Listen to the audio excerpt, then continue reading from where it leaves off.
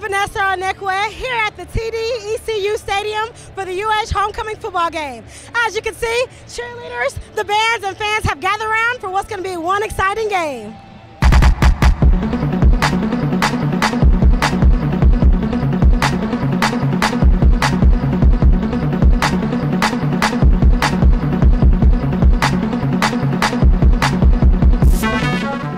It's land versus sea at homecoming this year.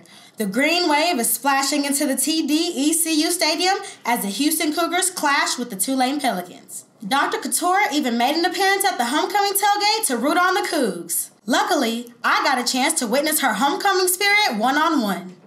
I'm here with Dr. Khator. How are you doing, man? I'm doing great. How are you? I'm doing great. How excited are you about this homecoming game? Super excited. I mean, look at the environment. The students are having fun. I'm super happy. Awesome. So what are your hopes for the game? Oh, we're going to win. We have to win. I'm here at the UH tailgate with some lovely Cougar fans. Y'all make some noise! Make some noise! Whose house? Yeah! Okay, on a scale from 1 to 20, how excited are you about homecoming? 15! 15? 20!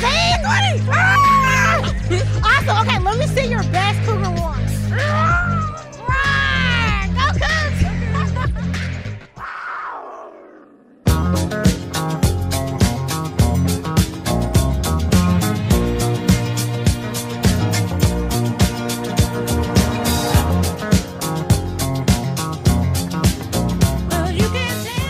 Cheer for the homecoming winners as Brooke Sullivan and Evan Lucas take their honorary walk off the field. Wow, congratulations, you guys. Did you guys think that you would win? No, I didn't. You know, there's some pretty competitive people out here, but I had no clue. I had no clue whatsoever I was going to win, so it's pretty exciting. I definitely agree with my partner here. We have a great family. Our homecoming court is a lot of beautiful young ladies and a lot of competitive young men. Had no idea, completely shocked, still shocked. I don't know how to take this all in, but yes, still overwhelmed. What did it feel like whenever you started hearing your name getting called? It's insane, you know, because, you know, I came here in high school and I didn't know, I was just an average student, you know, I wasn't anything special, you know, I just came here. And I try to contribute to the campus, and I try to do me, and all of a sudden, you know, I'm homecoming king, so it's pretty cool. Same thing. Of course, when I heard my partner's name, I was super excited, and of course, when I heard my name, I started crying, as you guys can see. Same story. I wasn't really supposed to go to school here, and just giving back to the campus and the community has impacted me so much, and now I hope I can share this legacy on with some other ladies as well.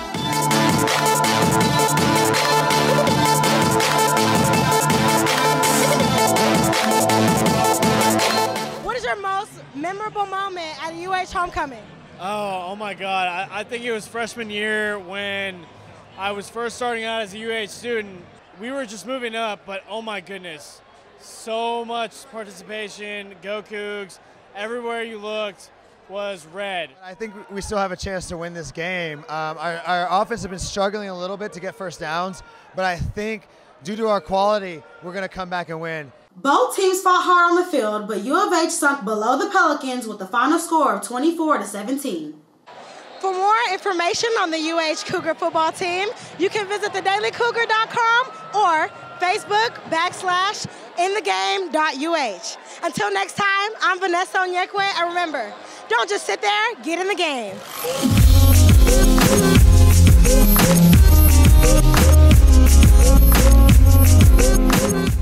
It's a new season and new look for the University of Houston Cougars basketball programs.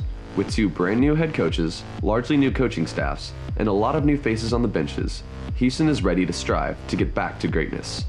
On the men's side, new head coach Kelvin Sampson comes to Houston following a mediocre season where they registered a record of 17-16 and finished just 8-10 in American Conference play. A number of transfers both in and out of the program have left Houston with a vastly different roster from last year. On Saturday afternoon, we got our first glimpse at this year's Houston Cougars men's basketball team. Houston played their very first game under Coach Sampson in an exhibition game against the University of North Alabama Lions.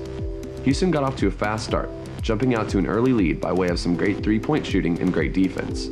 Houston was up by a score of 24-10 early on. UNA came back and would stay close with the Cougars for a bit until Houston opened up a 15-point lead, which it took into halftime. At the half, U of H was up 55-40. The second half was much of the same for the Cougars, as they maintained their lead all the way to the end, winning the game by a score of 108-83. Houston was led by Dan Red-Knowles, who had 20 points and 4 rebounds in 21 minutes of play, and Gerard Stiggers, who had 20 points, 5 rebounds, 2 assists, 1 block, and 3 steals in 36 minutes. Chuck Baker also had a very good first game for the Cougars, notching a double-double with 12 points and 10 assists in 28 minutes. LaRon Barnes and Eric Reary also put up good numbers for the Cougs, scoring 19 and 16 points respectively, and while adding 9 rebounds and 7 assists between the two of them. Houston played a very well-rounded game, with a fast attacking offense and physical active defense, both of which things Coach Sampson had emphasized doing. Houston also shot the ball very well, shooting 61% from the floor, as well as 53% from 3 and assisting on 25 of their 37 baskets.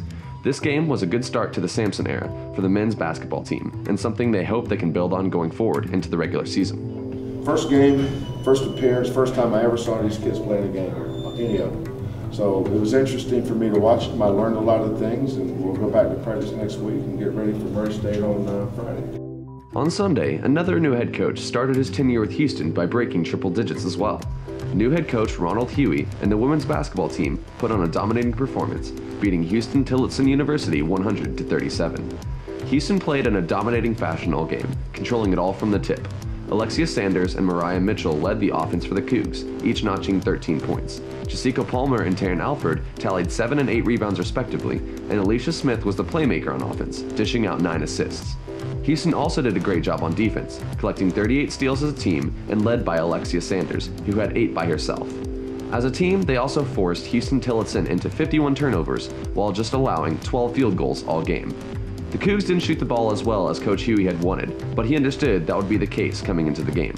Houston shot just 44% from the field all game and 33% from 3, but the good attacking team defense was something he was very pleased to see out of his team. Coach Huey is hoping to breathe some new life into this program, and with a good showing by his team in their exhibition game, it seems he has taken the first step in the right direction.